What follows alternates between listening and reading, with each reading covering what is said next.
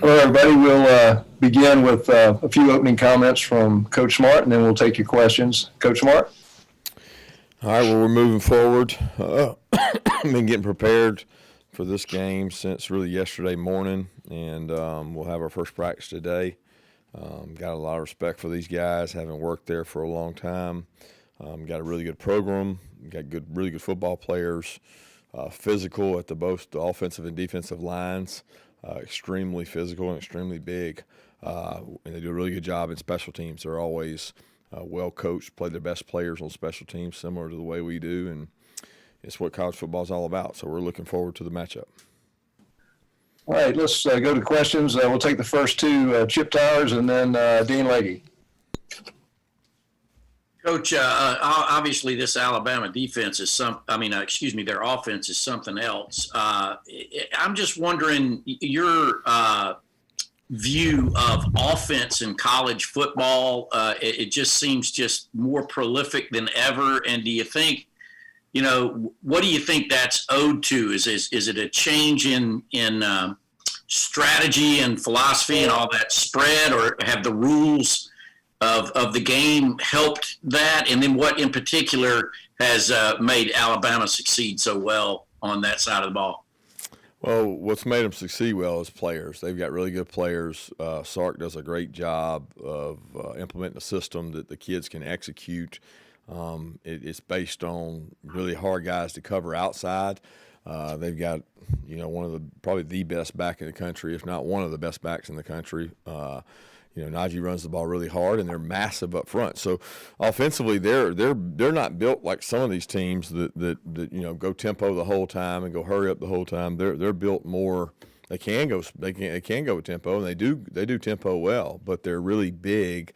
They can take shots down the field with the explosive wideouts they have. They make you defend the entire field, and I think college football as a whole is more offensive because the rules lend it to be that way in terms of allowing you can have linemen a little further downfield in college. So the RPO game gets to be big.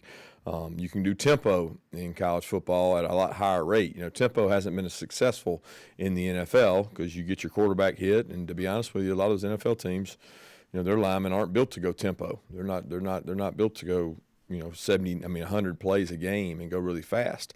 Well, a lot of the teams that have the most success statistically are tempo teams in college football, and I think that has a lot to do with the success and the numbers you're seeing. But Alabama capitalizes on a great system with a really good scheme and really good players. Kirby, I'm doing something on the 2007 game, the overtime game in Tuscaloosa. What were your memories from that game dealing with Matthew, Noshawn, and everything else? That game was pretty wild.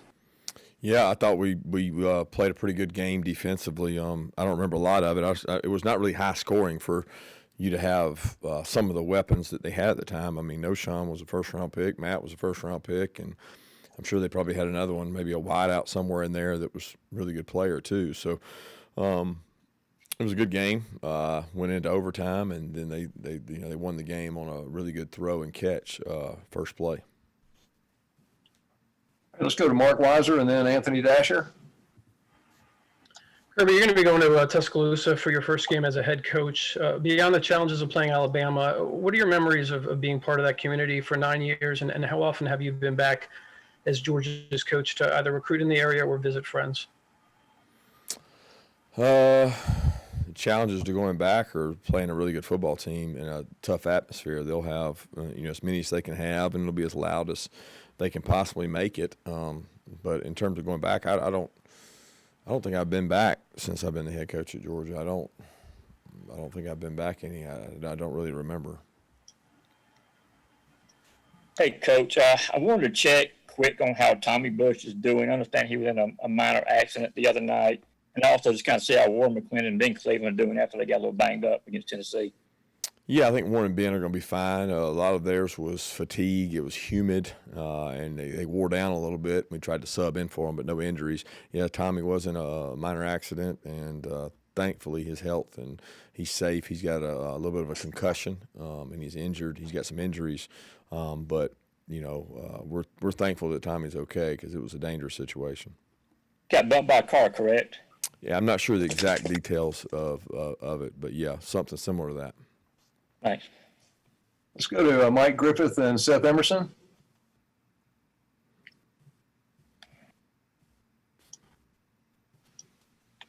Mike, you there? Yeah, Coach, you talked a little bit about your offense, and you said at the beginning of the year just about, playing good teams, how they can expose you. What have you learned about your offense through 3 games, and what are some of the priorities this week? Biggest thing is that when we execute, we're hard to stop. And when we don't execute, we go backwards. So, I mean, it's that simple. Everybody wants to make it about this or that, but if the guy has the right split and the guy does the motion right, and we block it right, we don't cut one free. Stetson's accurate, and he finds people. When we block it the correct way up front, we move people and get movement on whether it's double teams or zone blocking schemes. We have success, and when we don't move people, we don't. So it's not really complicated. It's more a matter of can we execute at a high level, and are our players good enough to move their players? Kirby, as far as going back to Alabama, does the magnitude of this game compared to the previous 2 times you all played them, I guess, get kind of lessened because it's a regular season game? And also, I guess you've had a lot of roster turnover when you look back at those 2017, 2018 games.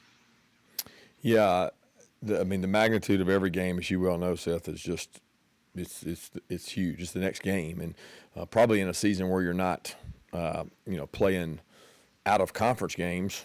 Every game's really important because you're playing all SEC opponents.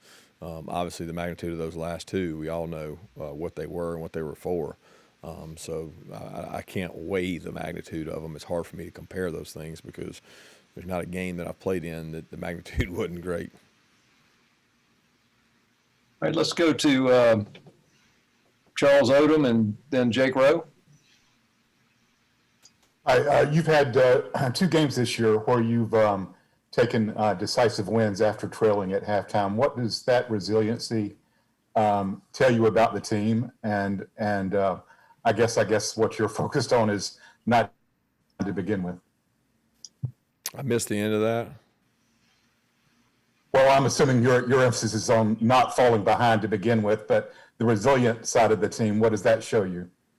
Yeah, it shows me what we can be, if we do that the whole time, because that was going to be my answer to your question, is exactly what you just said. My focus is on why are we not doing that from the start? Why are we not executing better from the start and dominating the opponent instead of keeping people in the game? We got to do a good job of dominating from start to finish, and that's the focus is how we can do that better. But I'm proud that they responded. They responded by coming out and playing physical, and we still didn't execute with certainty in the second half of those games, not the way that we're capable of. Kirby, kind of piggybacking off that, obviously, you've had a couple of first halves that were a little, subpar, a lot of mistakes, a lot of penalties. Is there one way you guys deal with that and try to get off to faster starts, or is it kind of I don't want to say fly by the seat of your pants, but is it kind of you kind of have to take each game by an individual basis and correct them by each game? Sure. That's exactly what you have to do. You have to try to prepare and get guys to execute at a higher level. And, you can't say do less with them. You got to do what you got to do to give yourself a chance to win. And, as a coach, you can't be afraid to challenge your players in terms of execution and asking them to understand what it is, the scheme it is you want to do. You can't sit there and say, well, I'm not going to move anybody. I'm not going to shift anybody. I'm not going to do anything. I got to be able to go play. And we got to get better at that. We got to grow up, and on offense, defense, and special teams, grow up faster. I mean, there's no time to be patient in a schedule like we've got. Okay, let's go to Jed May and then follow up with Augusta Stone. Hey, Kirby, this is Brandon Sudge. So in terms of this game and everything, with the different circumstances, it being in the regular season, do you feel like there's a bit of a different feel to this game, I guess, than the championship, with a championship at stake, but can you motivate your players in the same way? It's the same level of hype and anticipation. I don't think the players need motivating. I really don't. I mean, not for this game. In any scenario, they don't need motivating. It's 2 versus 3. It's Alabama versus Georgia. They realize what's at stake. So I don't think it's about the motivation. Again, I don't get into comparing the matchup, this one to the other ones. Those teams have almost completely turned over. When you look at their team and our team, there's not many guys that played in those games. Hey, Kirby. I kind of wanted to ask about Stetson Bennett's leadership and how he was able to, in practice or, in the locker room, really make this team, his own, really command it, even though, he didn't get the start at Arkansas, but now he's really, emerged as the guy. Just what is it about him that has helped him rally the team around him? I honestly think he's just himself. He doesn't try to be someone else. He doesn't try to artificially lead. He doesn't try to fake it. He never did that while he was trying to compete for the job, and he hasn't done it since he got the job. Stetson is who he is, and I think the skill players on offense and the offensive line, they all trust and rally around him because they know he understands what we're trying to do offensively, and he can put them in good situations. And then the defensive players have all, seen him play and know what Stetson's about. So he does it his own way, which is really by doing very little in terms of trying to vocally lead. He leads by example, and he encourages guys, and he helps guys get lined up. Let's go to Tony Barnhart and then Pat Forty, if either of you have a question. Kirby, you've obviously learned from a lot of different coaches in your career, but in the 11 years that you were with Nick, what are a couple of things that have carried over into your entire career and the way that you go about your business? Focus on the task at hand. I thought he was always a master of that, of not really having the highs and lows and the emotional spells of a coach, and just, focus on what's important now. Kirby, Pat 40 here. Your defense, it seems like in the second half is really, they make a play and then they make another play, like they're kind of feeding off of the pressure that they've been able to put on people. What have you seen from that unit, especially in the second halves this year? I've seen some energy. I thought in all 3 games they became more energized in the kind of the most important moments of the game in the second half. They've increased the intensity and played really hard, and kind of I think some of that is we play a lot of players, so when you boil down to it, hopefully we're fresher than the opponent. I know in the first couple games, it was really warm in 2 of them where, you wear somebody down and you can take advantage of your depth in the second half and maybe see yourself playing faster than the opponent at times. But it's something we got to continue to work on and get better at, because we haven't always been that way in the first half. And we've certainly had a second half against Auburn that was lackluster couple drives where they converted a lot of third downs. And you can't be a good team consistently and do that. And we got to help our offense by getting the ball back in field position. Let's go to Vance Levy and then Adam Rittenberg, if y'all have a question. Hey, Kirby, I'm sorry, my video appears to be down. I'll figure it out after this. But as far as the running backs, how would you assess them? And does it look like you'll continue to be running back by committee? And then finally, is James Cook going to be able to play this week? Yeah, I've been really pleased with the backs. I think protecting the ball is a really key for us, and having great ball security, which it always is. They run hard after contact and break tackles. Each one is, a little different than the other, and James certainly brings an exciting quality to our offense, and he brings a different flair than maybe some of the other guys, and we expect to have him back. To be honest, we thought he probably could have gone in emergency Saturday. Felt good about him being able to go should we have needed him Saturday, and we have good depth there right now. So we're hoping he'll be 100% healthy and ready to go. Hey, Kirby, I was wondering what stands out about Alabama's offensive line and how important the matchup of your defensive front will be against them on Saturday. Yeah, they're just massive. I don't know that even as good offensive lines as we've had, and when you throw Andrew, Isaiah, and Solly in the mix for us, and those guys were big people, but these guys, they have a guard bigger than Solly. They've got tackles that are bigger than Andrew and Isaiah in a lot of ways, especially over with Evan. So it's just a big group. They can swallow you up. They can move you. They can mash you. Leatherwood played against us in the national championship game. He came in and played and thought he played really well in that game for a freshman. So they've got experience. That's certainly a really good group of veteran offensive line guys that help them be successful offensively. Mark Bradley, do you have a question or an observation? And then we'll go to Steve Hummer.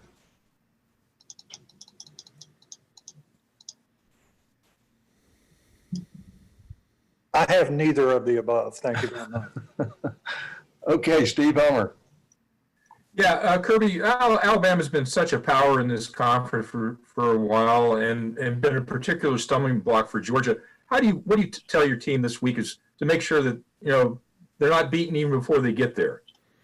Yeah, I don't think the psyche or the disposition of most of these kids is that way. I mean, our kids all got recruited by Alabama. They know Alabama's players. They played in all-star games with Alabama's players. They all these kids know each other now. It's just so different that they don't necessarily see it by wins and losses and just championships. And our guys have played LSU 2 years in a row. They played Alabama 2 years before that in a row. And there's enough of our players that have played Alabama 2 games that know it's a physical brand of football and it's a physical game. But we played them twice, and it wasn't like they didn't feel like they could beat them.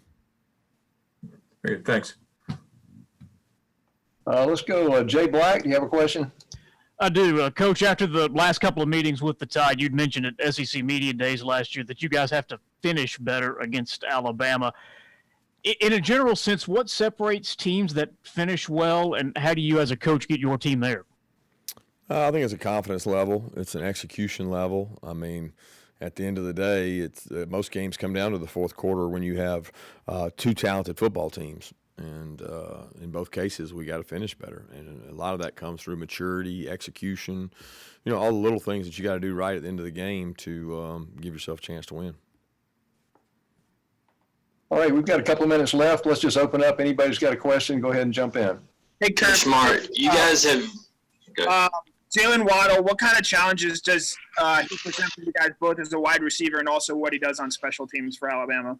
Yeah, he's as dynamic and as electric as I've seen. I mean, when he touches the ball, you can see it on tape. It pops off, and it's really not just special teams. They find ways all over the field to get him the ball. They move him around. They motion him. They give him touches every way you can. And, shame on them if they don't, because he's electric when he touches the ball. I mean, he's just a really, really good football player, and he's tough. Man, he's tough. He runs the ball tough. He's physical. So there's a lot of challenges there for us with him. He creates a lot of issues. Kirby, I know you said in the past that no game is different than the previous one, and you treat them all the same for consistency purposes with your team, and that's part of the process. But in a game like this, when all the hay's in the barn and you're finished preparing, do you coach it any differently? Do you go into a game like this knowing that you're facing maybe a better football team than you faced, and you may have to take a few more chances or anything like that? No, I don't think so. You coach every game to win, and that's what we'll always do here. And if you make this one bigger than the rest, then the one the next week won't be. So I know for you guys it's not that way, but for us it has to be, because every team we play on our schedule is capable of beating us. And you got to prepare the same and be very consistent in your message and your preparation for the players. Coach Smart, in the post game against Tennessee, you talked about getting a lot of split safety looks and 2 high looks, and Stetson being able to check the runs and work the middle of the field against that. What do you attribute? Is that attributed a lot to just the athlete that George is on the outside and people want to get safety help over top of him, or just the emergence of athletes across the board for you guys? No, I think it's just how Tennessee plays. I mean, every team's different. Every team has a different philosophy. Some believe in closing the middle of the field. Some believe in leaving it open. Some believe in man. Some believe in zone. Some believe in pressure. Some believe in drops. So, I mean, that's Tennessee's philosophy, and they believe in protecting the secondary, not giving up big plays, and that's just the way they played us. We got time for Kirby Lane Kiffin's saying that he believes you reveal too much about the text message group you're in. What can you say about that? And what do you make of this 21-0 record that keeps getting talked about with Nick and his former assistants? I didn't understand. Somebody else was talking. I got the end of that about the assistance record, but I didn't hear the first part. I was saying Lane Kiffin tweeted out that you were revealing too much about these group text messages. What do you make of him saying that's kind of a fight club? You got to keep it in the house. Me saying that or him saying that? He revealed the text messages, not me. No, he said that something about an exchange that you had that you were indicating maybe he shouldn't have put that out there. No, that's Lane being Lane. I'm not interested in that. I mean, he can do whatever he wants to do. I mean, he did it all last week. That's Lane's personality. As far as the record, I mean, what's everybody's record against Coach Saban? Everybody makes it about the assistants. I always laugh because I don't know anybody right now in the last 10 years that's got a real good record against him in terms of that. So it's not something I focus on. I try to focus on what's going to allow us to play good. Got time for one last question. Guys, let's go to Michael for the last question.